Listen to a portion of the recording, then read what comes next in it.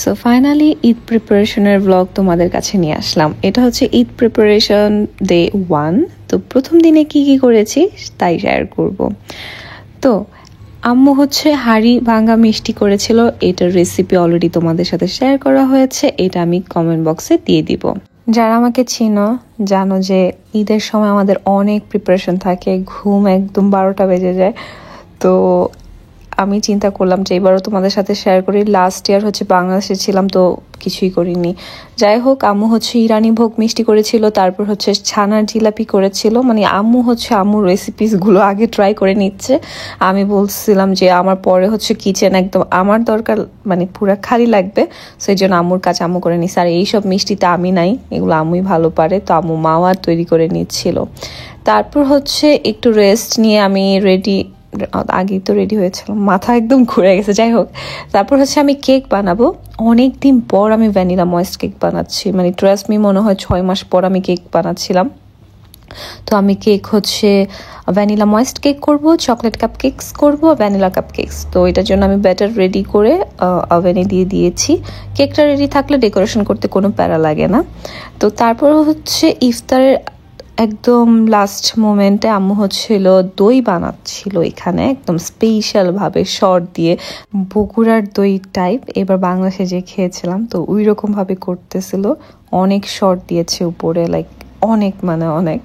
আর দুধটা এত ঘন করেছে যা বলার বাইরে। সো এই তো, তারপর হচ্ছে এটা ওভেনে দিয়ে দিয়েছি। আম্মু সবসময় দই এরকম মানে ওভেনে দিয়ে রাখে, একদম সুন্দর মতো হয়ে যায়। তারপর ইফতারের টাইমে সময় ছিল না, তো আমাদের রেস্টুরেন্ট থেকে এই ফ্রাইড আইটেম নিয়ে আসছি আর চিকেন বার্গার নিয়ে আসছিলাম।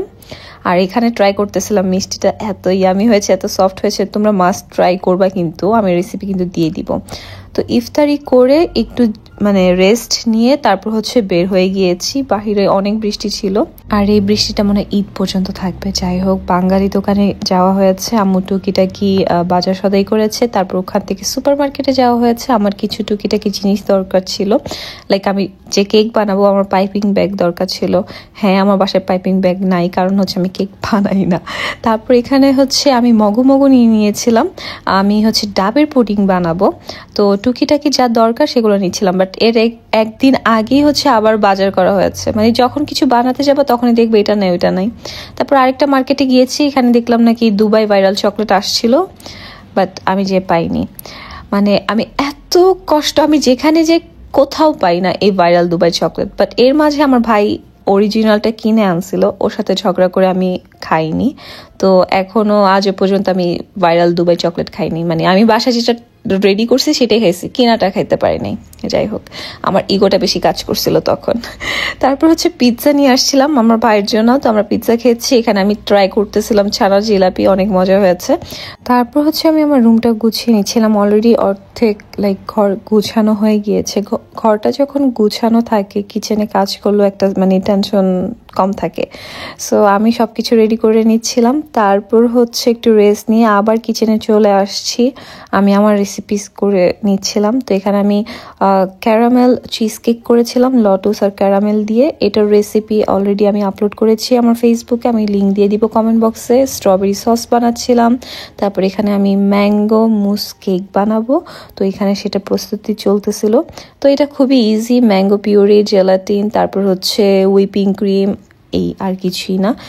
তারপর মাঝের লেয়ারটা হচ্ছে আমি জেলি টাইপ করতে চাচ্ছিলাম, বাট সময় ছিল না, তো এইভাবে আমি ডিরেক্ট দিয়ে দিয়েছি। তারপর হচ্ছে একটা লেয়ার দিয়েছি, কেকের লেয়ার, চকলেট কেক মানে ছিল সেটাকে দিয়ে দিয়েছি। সো আমার ফাঁকিবাজি মুস কেক। দেন হচ্ছে আমি ডাবের পুডিং বানিয়েছি। আমাদের এখানে ডাবের পানি নাই ফ্রেশটা, তো কেনাটা দিয়ে করেছি। তার সাথে আমি অ্যাড করেছি ক্যানের যে লিচি পাওয়া যায় সেটা। সো লিচিটা আমরা প্রায় সময় আনি, খুবই মজা লাগে। তো এইটাও হয়ে গিয়েছে। তারপর হচ্ছে আমি তিরামিসু বানাচ্ছিলাম, তখন মনে হয় সেহরি টাইম ছিল। তো এবার তিরামিসুটা একটু আমি ইউনিকভাবে করেছি, শালট কেক যেভাবে বানাই সেভাবে করেছি।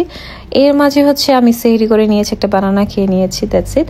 তারপর হচ্ছে আমি কাপস রেডি করেছি, cheese cake cups, yes, but একটা টুইস্ট দিয়ে। এটা হচ্ছে ভাইরাল দুবাই চকলেটের ফ্লেভার থাকবে। সো এটার ইন ডিটেলস ভিডিও আমি দিব। এটা আমি দ্য ফার্স্ট টাইম আমি এভাবে ট্রাই করলাম, আমি জাস্ট চিন্তা করেছি এভাবে করব, দেখি কেমন হয়। বাট ওইটা ফিনিশিং দেওয়া হয় না, ওইটা পরে দিব।